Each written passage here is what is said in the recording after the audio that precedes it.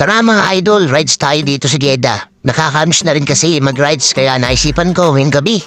Mag-rides gamit ang aking scooter. Nakakainip din lagi dito sa loob ng bahay ni Amo. Dahil lagi na lang ako andito sa basement. Aba, ay makasanghap naman ng hangin dito sa labas. Hindi yung puro amoy na lang na ibang lahi ang naaamoy ko din eh. Abay, pakilasa ko naman ay sinisikmura ko din eh.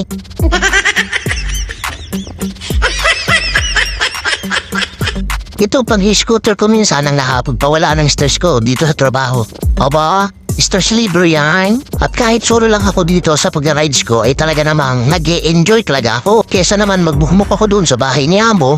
Kaigi na mag-scooter muna ako habang wala pang trabaho. So paano guys, dyan muna kayo at mag-iikot-ikot muna ako hanggang sa Mahilo.